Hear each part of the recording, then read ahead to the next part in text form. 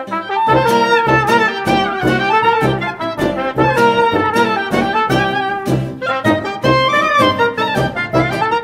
and welcome to The Entrepreneurial Musician, a coaching service, podcast, and blog preparing today's musicians for tomorrow's realities. This is TEM214 featuring a conversation with Katie Zaccardi. Thank you to Parker Mouthpieces for providing the hosting for TEM. Parker Mouthpieces offers fine, customizable component mouthpieces for horn, trombone, euphonium, and tuba, including the Andrew Hitz Artist Model Tuba Mouthpiece. You can find out more at parkermouthpieces.com or follow them on Facebook, Instagram, and Twitter. And if you'd like to increase your income and your art's impact, visit tem.fm/coaching to see if TEM coaching is a good fit for you. I offer one-on-one coachings, masterminds, and coming very soon live events, which I actually tease one of with Katie, as you're about to hear. Join the many musicians I've helped prepare for the realities of tomorrow's music business. Again, that's tem.fm/coaching to set up your free consultation. If you missed last week's episode, then this is the first time, possibly, that you are seeing TEM on video. We have launched a YouTube channel. I'm learning all sorts of things about YouTube. As with everything else, I don't know anything until I know something, right? Turns out that you need to have a YouTube channel for 100. You need 100 subscribers, and you need one for 30 days before you can have a customizable URL. So the URL for this YouTube channel is youtube.com/ and it's long. So if you could do me a favor and go to YouTube and subscribe, and it is linked in the show notes, as show notes are always available on tem.fm. And also in the whatever podcast app that you are listening to this in. If you could click on that and subscribe, I would love you forever. And also Patreon. I already love all of you people forever. Patreon.com/TEM podcast, where you can get a lot of bonus material. A lot of really good stuff there. Thank you to everybody who has supported me through Patreon. I've done a lot of, including a camera and lighting and a new computer. I upgraded the memory on my new computer. There's a lot of I've made a lot of improvements to equipment and even some software stuff as well, and some services. The bonus material is about to go next level. I'll just say that. You're gonna learn all about that shortly. That's all possible because of the money from Patreon. So thank you so much to everybody who supports me there. Last thing before we get to this amazing conversation that I had with Katie is I am very excited. The Entrepreneurial Musician and Pedal Note Media are excited to announce the Media Makers Workshop, which are hosted by two of my friends, Abby Lannon, who is the Goofy Youth all over social media, and Scott Sutherland. Both of them are musician social media superstars. Scott has done so many arrangements. It's crazy. And Abby has as well. Abby had a video where she was playing the euphonium. She was sitting with her legs crossed, and then she had just bought a green screen, and then she starts spinning off the screen and is playing euphonium floating through outer space. That got over 1 million views. Let's just say I've not had any videos that have gotten over 1 million views. But if you're looking to take your videos to the next level, you want to learn all the tricks the pros use for amazing audio editing, streaming, and arranging, then join them, and they will take you through the process of creating professional level multi-track videos during this Media Makers Workshop. You learn the entire process from creating beautiful arrangements, the intricacies of editing video and audio like the pros, efficiently using open source, completely free editing software to create high quality content, avoiding the mistakes commonly made by beginners, and much more. This workshop is 4 different live sessions, and you can purchase them separately or as a bundle. So if you're not interested in all of this, you can totally just buy a day. But they are August 3rd is arranging, August 5th is audio recording and editing, August 10th is video production, and August 12th is streaming. And they get, again, it's real actionable, granular advice on how to, if you already do it. They both live in all of these ecosystems all the time, so I guarantee you're going to learn something. And if for some of this stuff, like if you're like me and you have no idea what you're doing, it's going to be really, really useful for you. Each of those sessions is at 3 p.m. Eastern. on those 4 days, and there's a Q&A session that follows each workshop. However, if you can't make any of them live, they are all going to be available to stream through October 1st. And so you can watch it live and as many times as you want after, or just after the fact. So again, if you can't make them live, they are all going to be available online afterwards. If you, it's MediaMakersWorkshop.com. If you use the offer code TEM at checkout, you can get the bundle. You can actually get $79 off of the full price of buying all 4 of them separately. That offer is good only through August 2nd. Again, MediaMakersWorkshop.com. Abby and Scott are both brilliant. They're awesome. They're really good teachers as well, which is important. It's not just that they know how to use this stuff. It's that they're going to I can't wait. So I'm going to be attending the workshop myself. So Katie Zaccardi is a songwriter, an artist, a music industry professional, and a certified yoga instructor. You're going to hear some really good stuff from her about mindset, about self-care, about how she's navigating our current uncertainty in the world and in the music business. This was one of those conversations that I needed. This was the first interview I'd done in a long time because life has been upside down, and this one left me definitely charged. I think you're going to love this. Without further ado, let's get to the conversation that I had with Katie Zaccardi.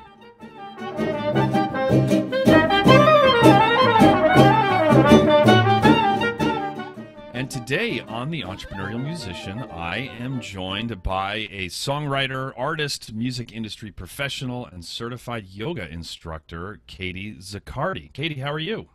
I am doing so well, Andrew. Thank you so much for having me. It is great to have you. You are my first video guest. What you're feeling right now is honored. Yeah, like Yes. if you couldn't put your finger on it, that's what you're feeling.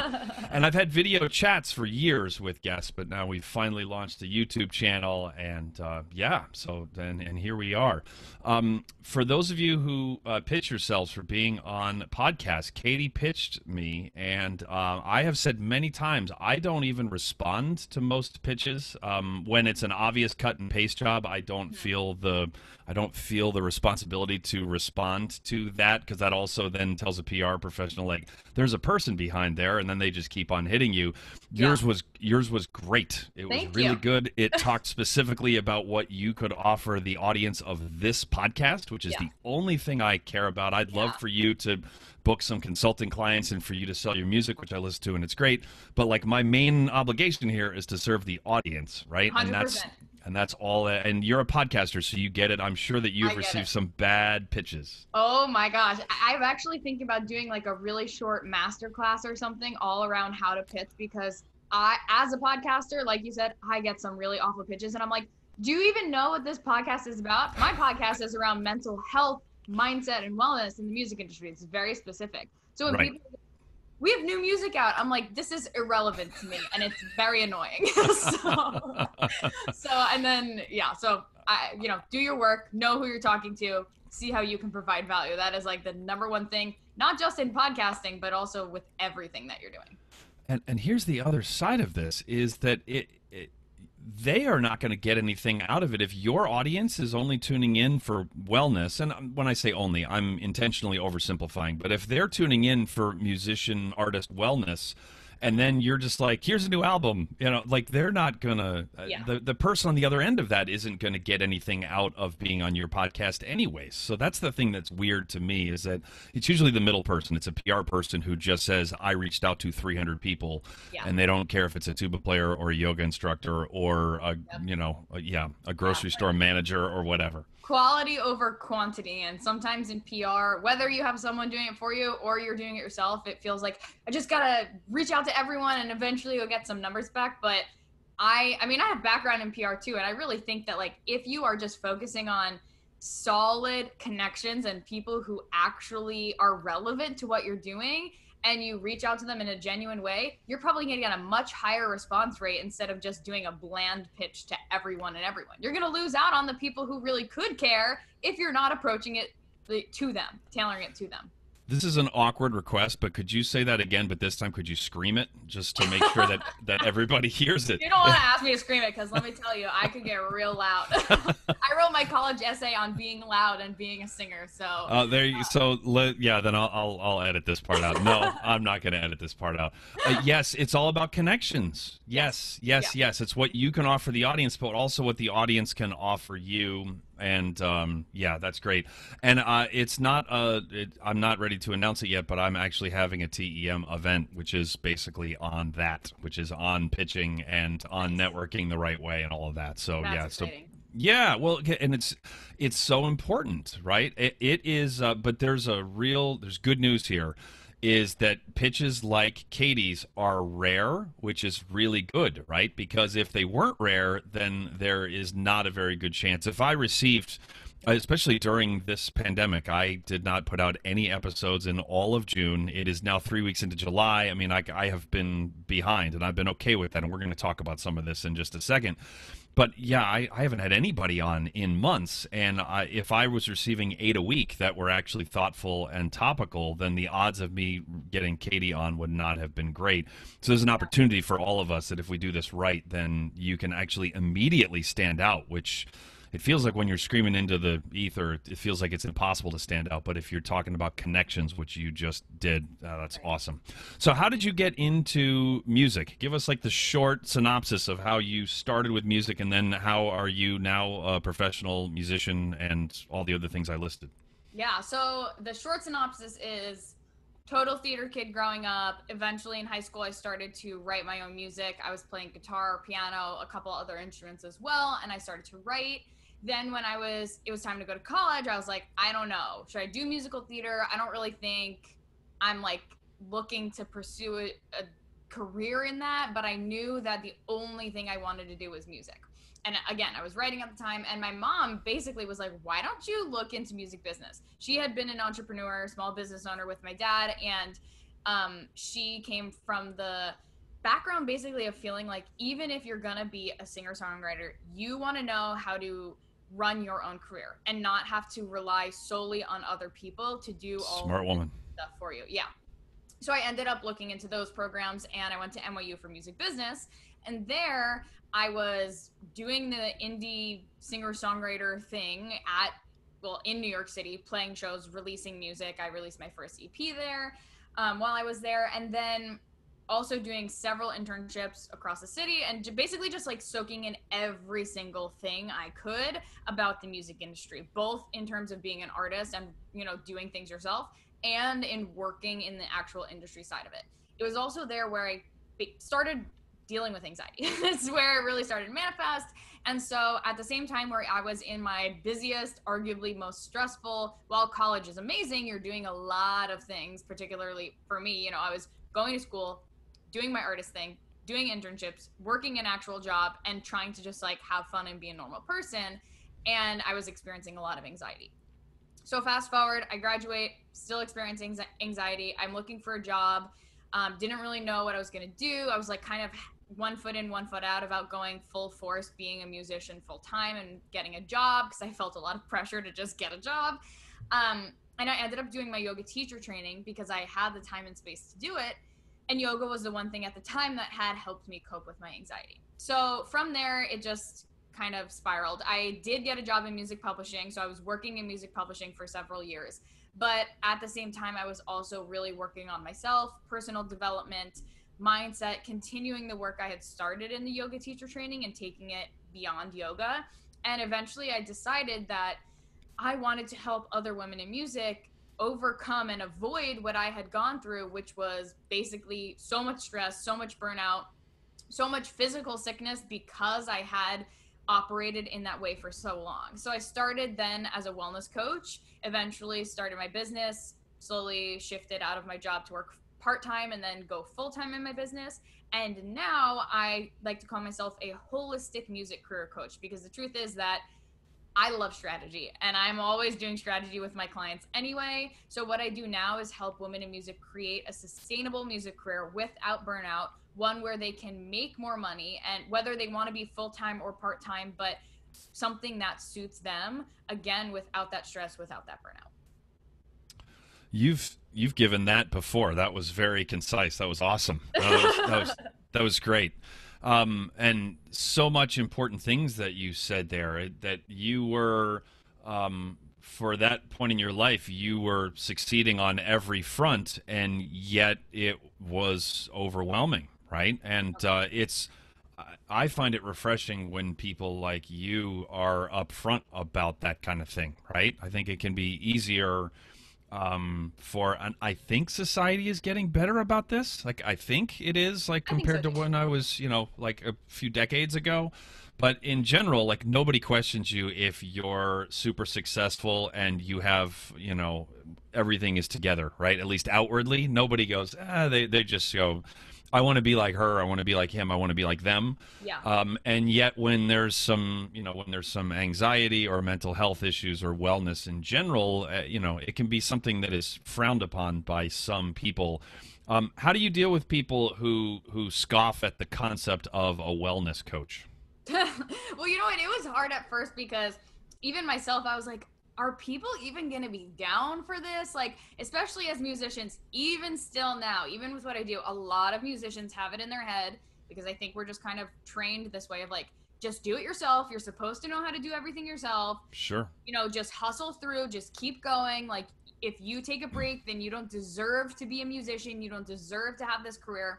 So in some ways, I do still see that as something that comes up for people that I really have to help them work through before they're even ready to be coached. But at the same time, when I started talking about what I was doing and sharing tips on the podcast, on my social media and whatnot, there were a lot of people who said, oh man, I resonate with this so hard. I am like feeling really burnt out. I'm feeling really lost in my music career and I need help. So it's a balance. I think that there are a lot of people who've already gotten to that point of burnout. And once you're in burnout, you know that there is no way out besides to figure out what's going on and start to take care of yourself. Otherwise, you're going to be right back there again. However, if you're still kind of like on your way there, or maybe you're not really burnt out, but you're just operating from a place of high stress, sometimes we don't actually even recognize what's going on. And that's something that I'm trying to talk about more and more because it's easy for me to like get clients or help people who are already burnt out, but let's just like not get there in the first place. Let's talk more about the preventative care so that we don't have to worry about it. And again, I speak from experience. Like for so long, for so many years, I didn't even realize that the place that I was operating from, the stress levels I was operating from was not normal. And it was actually damaging my health. Everything looked fine. People would say, how are you? And I'd say, busy, I have a job, I have an internship. Awesome internship. Yep. I put out an EP. Yeah. I have gigs, I'm playing a gig. But behind that, they're not seeing like the panic attacks or the stress or the, anxiety levels rising because you get a text message that sets you off. And like, that is not normal. We should not be operating from that point. So, kind of a roundabout way to answer your question, but I really do think there's people who are in burnout and then there's people who are on their way there, or maybe just it's not even that they're on their way there, but they want to be able to create again that sustainable music career and not even have to ever worry about getting to that point. And I think that preventative work is really, really important. I am really good at when I hit a wall, at identifying that I've hit a wall and then taking some steps to make sure I'm drinking enough water and then maybe meditate a little bit and then maybe not try and, eat like I'm, 12 with no supervision. But what I'm sometimes good at and usually not good at is what you said is say meditating regularly so that I don't head towards the wall or hit the wall, because that takes that takes, and this is one of the things that we were going to talk about in terms of like saying that people don't have time to take care of themselves. And before you even pitched this to me, this was an idea for a TEM episode, which will probably surface at some point. But when I say I don't have time to meditate, I absolutely do. And I wouldn't quite say those words. I don't make the time to meditate if I'm not, with rare exceptions. So how do you handle it when people say that they don't have time, or not handle it? What is your advice to clients or to anyone listening when we either outwardly say, although usually when we say it, we hear it and go, that's not right. It's usually more of a thinking it kind of thing for me. Yeah. When I act as if I don't have time to eat well or to meditate or to stretch or to whatever the case may be. Yeah. And it's funny, even hearing you say this, I feel like every time we say those words, it's never like, oh, I don't have time for that. Oh, that's a bummer. It's usually like, I don't have time for that. I gotta move on. Gotta do this next thing. And it just feels stressful just to even say those words. But Sure. It is 100% about priorities. 100%. If an emergency comes up, you make time to deal with it, right? If your kid or your car breaks down or something happens and something else needs your attention, or you want to deal with something, maybe a good opportunity comes up, like a gig you've been waiting for, or I don't know, a concert that you get free tickets to as soon as we're back in action with concerts, like you will make time for that to happen. So it's all about your priorities. What are you prioritizing? If you are not prioritizing wellness, guess what? You're not going to do it. But if you're prioritizing all of these other things, then that's going to take precedent. Now, I also think that what also goes into this is getting really, really clear about your goals. Because a lot of times I see musicians doing busy work, basically. They're doing a lot of things. They classify themselves as busy. They are not seeing the time in their schedule because they feel like they're always doing things. But the things that they're actually doing are not moving them forward in their music career. And often that comes down to a lack of true clarity on what their goal is and what their focus is. Can you scream that part too? Yeah. And or they're focusing on too many goals or things at once. Yes. So the thing I can recommend is like pick one thing. And I know it's hard. Like I know we want to build up our social media while gigging, while working on Patreon, while doing this, especially because, nowadays, even more so, we want money and we feel like more things means more money and more things means I'm higher in my career or whatever it is. But like, if you're just like half-assed, I don't know if I can say that on here, but like doing. Well, apparently you can, Katie. I have a potty mouth. I always forget. No, it's fine. But if you are doing multiple things but not really giving it your all, then you are wasting so much time and wasting so much money, and you're lacking clarity, and you're again just wasting time. That's where you're going to start saying I'm too busy, because you don't actually know what you're doing. If you can start to work smarter, not harder, you're going to see the hours come back into your day. If I can interject, I don't remember who I heard say this, but you were talking about choosing one thing and really focusing on it. Yeah. I wish I could remember who it was, but someone suggested each morning writing down the 3 most important things that you have to do that day, and then choosing the figuring out what the most important thing is, and not only starting with that, but crossing the other 2 things out. It's kind of an interesting exercise where, and that's obviously an oversimplification. I mean, you can't just decide that, paying my bills wasn't, was only number 2, so I'm not going to do it today, or else, people will get grumpy. Yeah. But yeah, I have made the mistake in the past, and I've had colleagues who have made the mistake in the past of that as long as you're pedaling really, really fast, then you can feel good about what you're doing. And I shouldn't say feel good, because you shouldn't feel bad if your priorities aren't in line. So those were not great word choice. But it's about it's about pedaling in the right direction, right? It's not just about pedaling. Yeah, you got to be in the right gear. You got to be headed in the right place. You got to know why you're headed where you're headed. There's clarity is so how does someone go about getting clarity? That's a huge open-ended question, obviously, but how does someone go about that? Yeah, I mean, I think that one of my favorite exercises is to do just a brain dump. Literally take out a notebook, write down everything that's coming to your mind, everything you're doing now, everything you want to do, every idea you have, every small little task that you want to get done. And then I like to categorize it. And you can go down the list and write P for this is a priority. This is something I really want to get done and I want to get it done soon. You can write D for just like straight up delete it. It's like not relevant, or it's not relevant right now. You can write W for wait, like I want to do this, but I just want it to wait a little bit. I want to kind of like put it on the shelf. And then start to, those are like, you could go even deeper. In my course From Stress to Success, I teach this in more depth. But just to start, you could use those three. And then take those categories. Start with your priority list. Go through your priority list. And start to rank it then. Like you might have 5 things on there still. What is the biggest priority?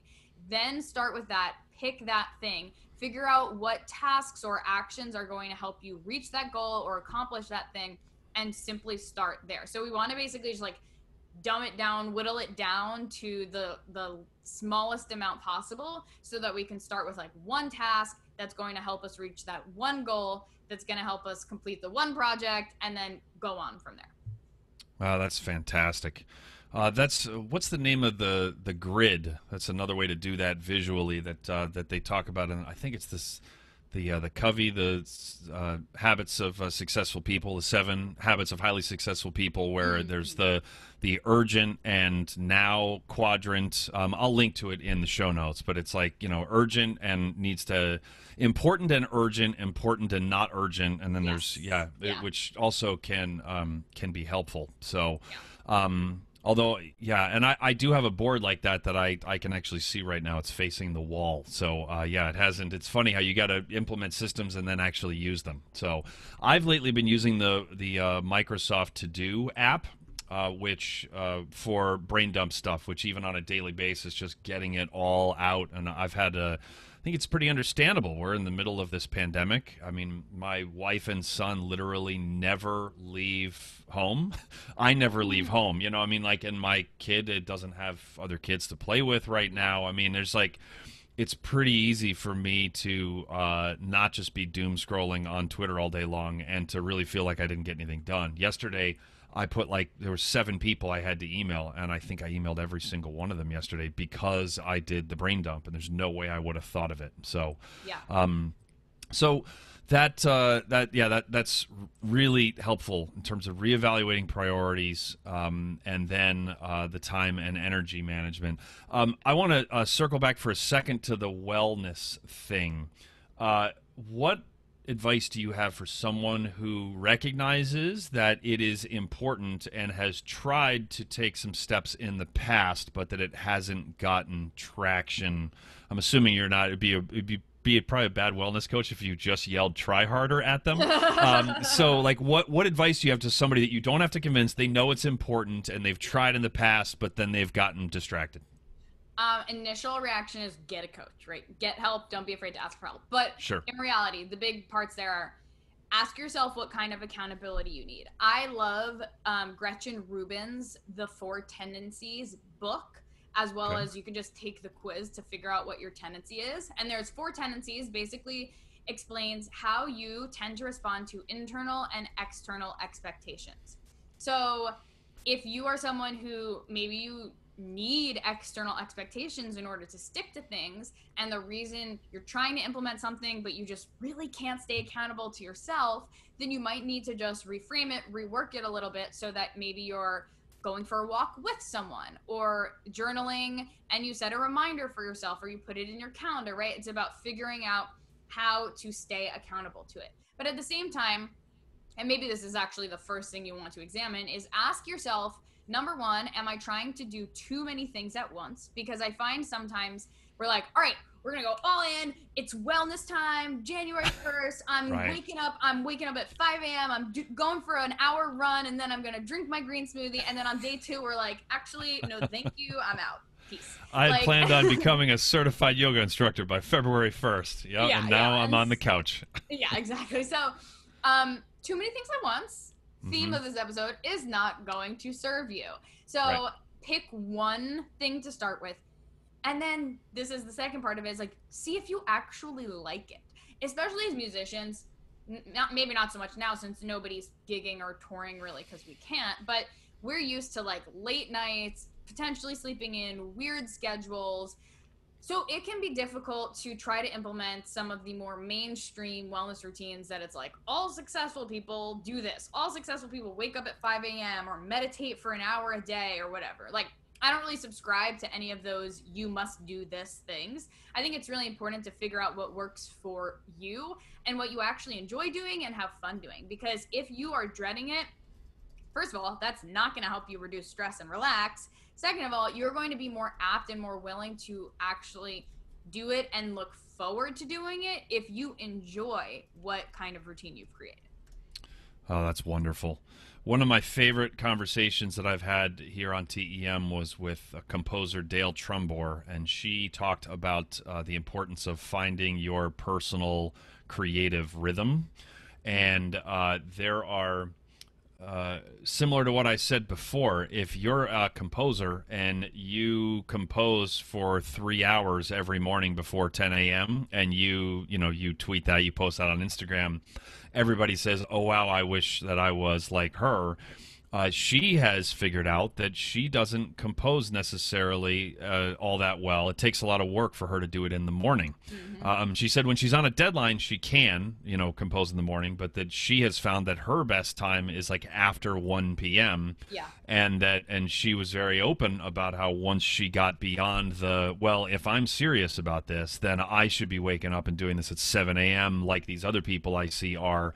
And she realized that her personal creative rhythm is just skewed later in the day. Yeah. And you just touched on that. That's a really powerful message. Yeah, and that's where comparisonitis too can really get us when we're on social media or we're reading books or looking at these successful people and seeing them do something specific. It doesn't mean you can't try it out because maybe it will work for you, but if it doesn't, there's no reason to have guilt around it or feel like you're lesser than. Like with pretty much everything, different things are going to work for different people. And so just because someone's having success in one area or with one habit or thing doesn't mean that you have to do it too. You have to find what works for you in order to actually find success on your own path. Yeah.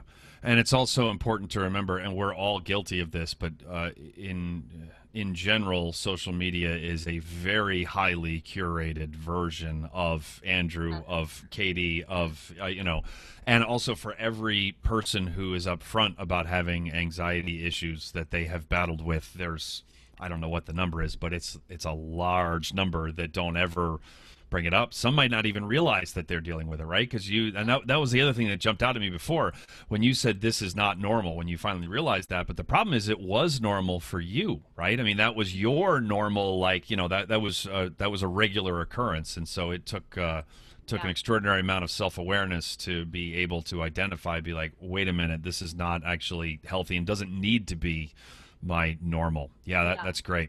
I was reminded of a book, James Clear's Atomic Habits. He talks about how setting goals that it is harder to not accomplish than to accomplish. For example, doing one push-up a day.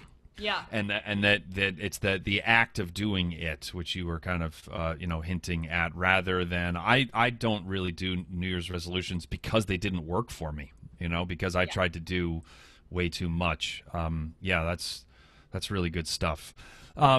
You one of the things that you pitched to me, which I thought was really, really topical, which is again why you're on the podcast, is to how to shift out of fear and scarcity mindset when we're dealing with, anytime, right? But especially when we're dealing with right now. How do we shift out of a fear and scarcity mindset during such uncertain times? Yeah, well, the first thing I want to do is acknowledge, and certainly acknowledge within yourself, that it's okay if these feelings are coming up. The first part is to recognize that you're having these thought patterns and that you can actually do something to shift it. Like, it is the truth that things are very uncertain, things are out of our control right now, and in a lot of ways it's affecting people significantly. And so I don't bring up this topic to undermine what anyone's going through. I highly encourage you to work through your feelings, feel through your feelings, but we also don't want to stay in that place if it's continuing to drag you down, but instead try to find not only the gratitude in your life and what you're going through, but then be able to see the opportunities or the different paths you can take to move forward. So I think in general, but especially now, it's really easy for people to stay in the fear. Like, honestly, the media is pretty fear-based. Social media can be pretty fear-based. You're hearing stories, you're seeing things. of people losing their jobs or even getting sick, and it's scary. It's scary. So I encourage everyone to set boundaries first and foremost, especially when this started. I think it was a little bit worse and it's getting better now, but I still encourage it. Set boundaries. If the news is stressing you out, only do the bare minimum, get those facts, get in, get out, and then leave. Like, you want to stay up to date, but you don't want to be stuck in a place where you are just reading stories of all of these terrible things that are happening and getting you scared. Like, we know that the media is there to kind of perpetuate fear, and I'm just going to call it out. So that's how they keep people coming back, to keep you scared. So set boundaries with that. Similarly, if there's another person who's maybe on your feed or even in your family or friend group who is spewing out a bunch of fear or stories or just like all of this stuff that, again, is keeping you down, or maybe just having you question what you're doing, how you're handling things, what's going on, how you want to react, set boundaries with them. Do what you need to do to maybe communicate that you don't want to talk about specific topics with them, or maybe just communicate a little bit less with them if that's what you need to do, right? You know what's best for you. I'm not going to tell you to cut someone out of your life because they're saying one thing that you don't want to hear, but at the same time, there is a lot happening that sometimes it's just overwhelm and overload of information, and that can be really, really stressful. And there's nothing wrong with setting firm boundaries there, especially because it's almost unavoidable with everything being digital, everyone being on their computers and phones at all time, the news and social media being an influx of information. Boundaries is definitely the number one place to start. It wasn't that long ago, and I'm old enough to remember this very well, that for me to share my anxiety, my doom, my say negative outlook on the world, and I'm not, by the way, I'm not lumping anxiety and negative outlook on the world. Those are not the same thing. That was a list of things. I just wanted to make that clear, because anxiety is not just you need to try harder to not. A lot of people either say that outright or imply that. I wanted to be clear that I was not doing that. But it used to be that in order to share that with you, that we had to be in the same room, or we had to, like, I'd have your phone number, had to have like social clearance to like call you. You had to be standing next to your wall, I had to be standing next to my wall, and then we would talk and share it. Yeah. Whereas now we can get anxiety from somebody that we went to high school with, that we will probably never see ever again for as long as we live. And it just all gets spread very quickly. I've mentioned doom scrolling on Twitter. Yeah, I'm very, very into the news, and I'm very into politics, and I live here in Washington, D.C., and I stay informed because I feel like I need to, and I don't criticize anyone who checks out temporarily or permanently for mental health reasons, because it's overwhelming. But sometimes I can be on either side of the line of staying like healthy informed, or unhealthy informed, and but sometimes I don't always recognize it, which is, what's your advice there? Like, how can we tell that we're getting overwhelmed by things? What should we look for? And honestly, it's kind of like a balancing act. It might take a little practice. And to be clear as well, like, I really think it is vital that we're staying informed. If you think that you just can't stay informed, then maybe you might be coming from a little bit of a place of privilege, which is something to certainly acknowledge. Like, we all need to stay informed with what's going on in the world. And, but if you need a day off, or if you notice that you are just scrolling, you get what's going on, like you know the information, and then you just continue to read on, and you feel like you're feeling angry, or you're feeling a little stressed out, or you're wondering, all of a sudden you go to make lunch and you're just like thinking about that article, or thinking about how you need to go back and read more, or in a constant state of worry, or in a constant state of anger. That's going to be an identification or an identifier that you need a break or step back, or to limit your exposure a little bit. And similarly, I really recommend, like, have the hard conversations with loved ones, especially now. I mean, not just with the virus, but with everything that's going on. There's been a lot where we need to be just talking about, what do we value? What is important to us? How can we make sure that we're all staying educated on all of the issues that we're seeing in 2020, right? But there's a couple. Yeah, there's a lot going on, and I'm sure it's gonna just, I don't even want to say too much about it, because I'm sure that by the time this episode comes out, there's gonna be something else going on that week, right? Like, This is going to come out in a little less than 2 weeks, and okay, yeah. So it's hopefully, amazing how much can change in yeah, that time. it's Amazing. crazy. Yeah. I saw a tweet earlier that was about that woman in the subway who was singing the song from the Shallow song, you know, from what's that movie, Stars Born, and somebody was like, that was this year. Like, it feels like that happened years ago. But really though, things are moving quickly. And all that to say, you know, have the hard conversations, have the necessary conversations, but set boundaries. It's okay to set boundaries, especially if you feel yourself getting really, really angry in those conversations. Maybe you just need to step away and take some deep breaths. If you're feeling emotionally drained and physically drained because you've been having a lot of hard conversations lately, it's okay to take a breather. You're not, in my opinion, you're not being less of an advocate or not doing the work because you need to take care of yourself. If you're not taking care of yourself, then you cannot show up as the best person that you want to be. It is a marathon and not a sprint. 100%. Yeah. This is kind of relevant, kind of not, but this is one of the most profound things I've ever heard in my life. And this was a tweet from 5 years ago that I just saw, but it was talking about privilege. Someone, Deborah Roseman, said, "I've come to realize privilege is the difference between choosing to advocate change and having no choice but to do so." That was like, whoa, yeah.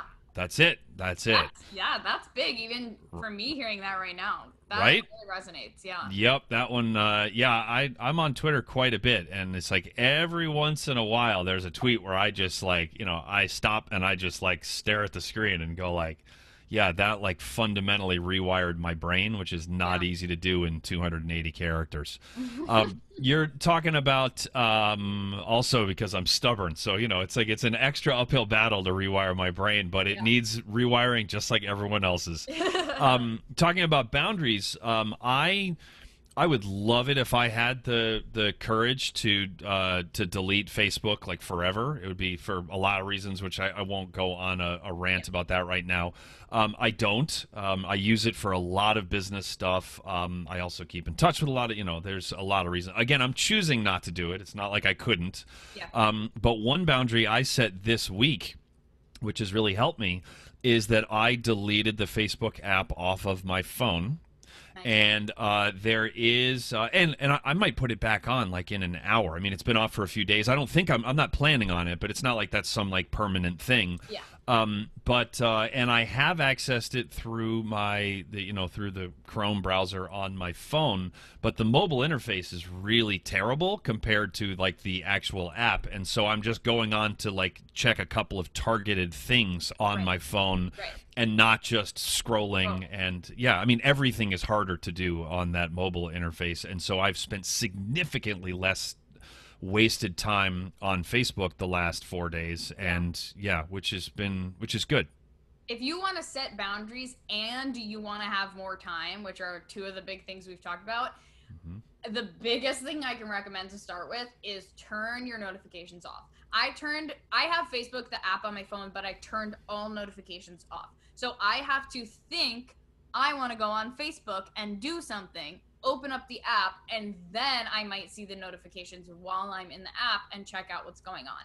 Right. I still have my Instagram notifications on because I have a little bit more control there, but it's only for DMs. I don't get notifications if someone liked my post. I don't get notifications if someone followed me. I don't get notifications if someone, I don't know, whatever, goes live. I turned all of that stuff off so that it's very controlled. But if someone messages me, okay, maybe I'll see that. But email as well. And this is the hardest thing. And it was hard for me when it happened because with email, but also with, Instagram, Facebook, Twitter, all of those other things, it is so reactive. And particularly with email, we start to get that urgency of am I going to miss out on an opportunity? Am I going to miss out on a gig? Am I going to look bad if I don't respond to someone's email in 35 seconds immediately when I get it? And so we think we have to have these notifications on, and usually the habit is I see the email, I stop what I'm doing, I open the email, I read it. Probably I'm going to respond to it and deal with whatever's in that email, even if it has nothing to do with what I was just doing. maybe there's a slight chance that I'll say, okay, I can respond to that later and get back to what I'm doing. But either way, you just wasted time. You just switched your brain from being in the zone of whatever task you were working on to having to think about something else and potentially even do something else and then go back to it. And so I turn my email notifications off. I check my email several times throughout the day, but it's intentional. It's when I have time to get to it. And if there is something big in there, I'll just mark it as unread, close out the inbox, and come back to it later. But turning off notifications and also potentially setting your phone on do not disturb while you are working, and especially when you're like on a podcast or doing something important that you want full focus, game changers, like total game changers. It's uncomfortable at first, but so important.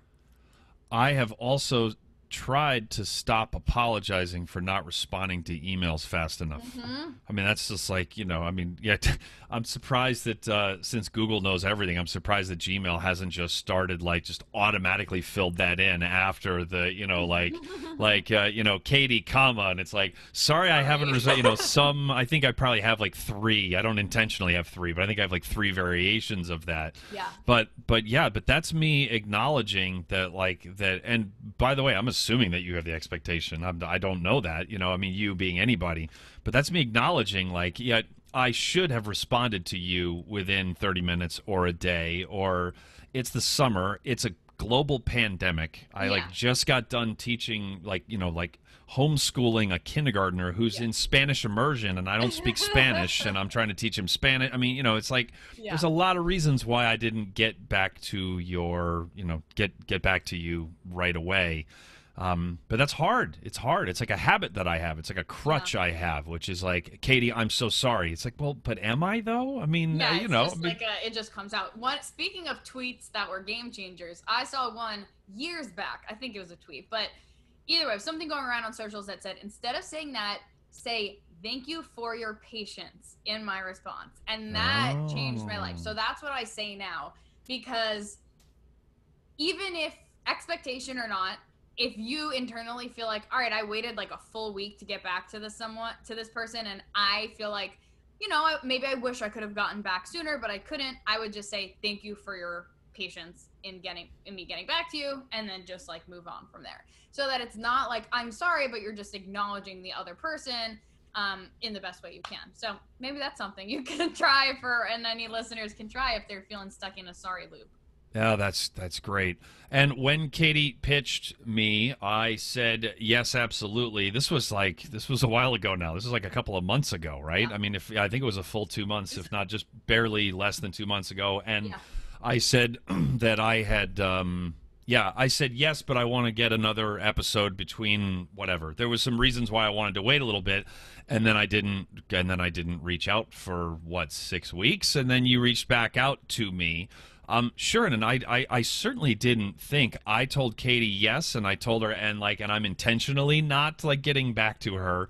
But I also and if you had been mad at me for not getting back to you, in the middle of a pandemic when you don't know what my situation is, etc., that has to do with with you, not with anything that I did or didn't do, right? And we've all been mad at someone for irrational reasons, and we will again. Yeah. But I'm kind of sorry that I didn't respond to you.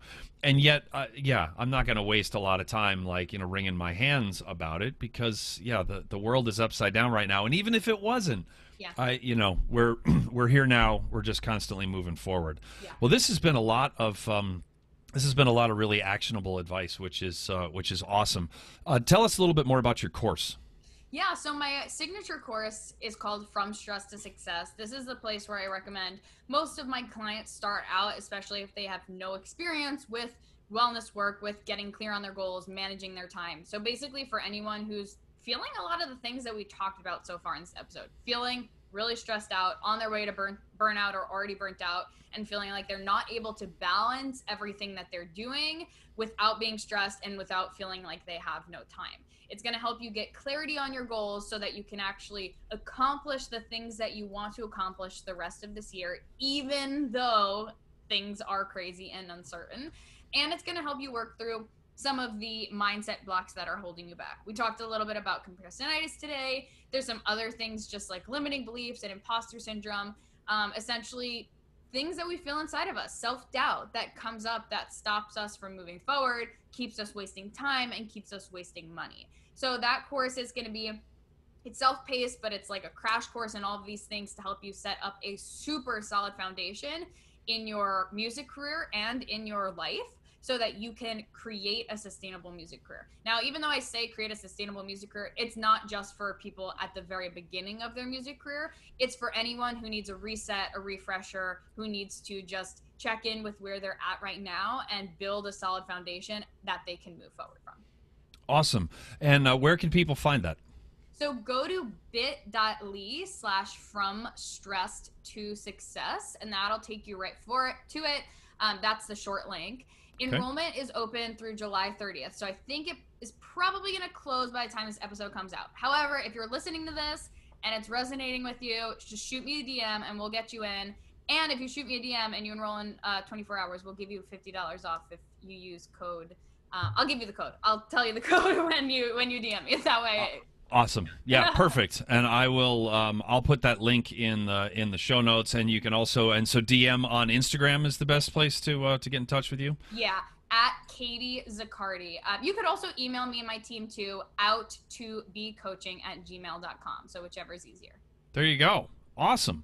Yeah. Well, thank you for reaching out. Yeah, I think it's really important to note that, and I do this from time to time, that Kathy Heller is someone else who reached out to me to be on the podcast, and when she reached out, I had never heard of her, and that's because there are so many people in the world, right?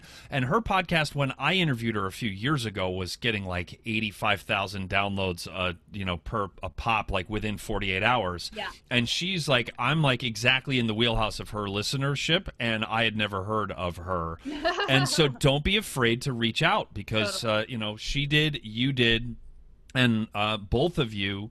In different ways, but both of you have provided, I think, a lot of value to the audience and to me in particular. It's like and you also have a podcast, by the way, the Out to Be podcast, which I meant to mention before, which is wonderful. I think you'll agree that one of the cool things about having a podcast is getting to talk to people that make you think, that challenge your assumptions, that keep you moving. Sometimes all it does is just reaffirm that you're on the right path. But any of those things are super valuable, and it's it's great. I almost feel guilty because I get to talk to people like you for half hour, and I don't pay you anything for it, And obviously you feel like you're getting value out of this. That's the thing too, is like she didn't reach out to do me a favor, although she actually did, and to do herself a favor as well. That's a good business situation, right? It's where a it's win-win. like Exactly. And then that's when everybody, and she might be like telling her team, like, do not answer any more emails from Andrew Hitz. That was a nightmare.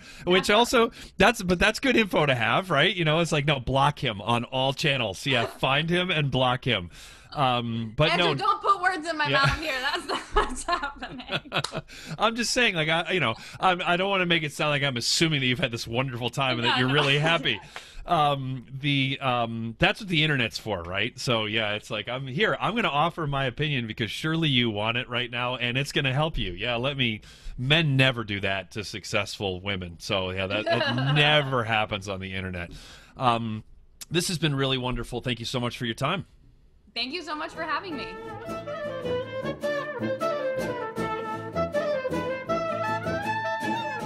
Boy, what a wonderful conversation with Katie.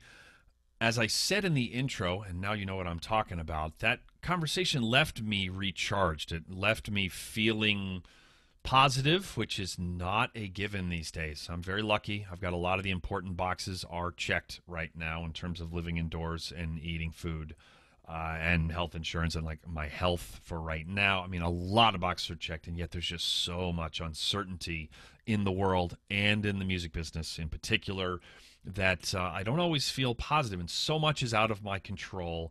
But I felt a little bit more in control of some of the things that I'm in control of, if that makes sense. And Katie nor anybody can give you control of things you don't have control of. But someone like her, it's very it's clarifying for me, because it lets me focus on the things I am in control of, and that's that's a gift. So thank you, Katie, for joining us.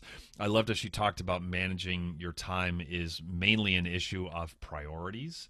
That's really, really powerful because frequently when I say that I don't have time for something, I actually do have time. And as I mentioned to her, that's going to be a TEM episode pretty soon here. It was pretty cool when she said that, actually, since I've already got that down. I was about to say on paper because I'm old, but it's not. It's on a computer screen.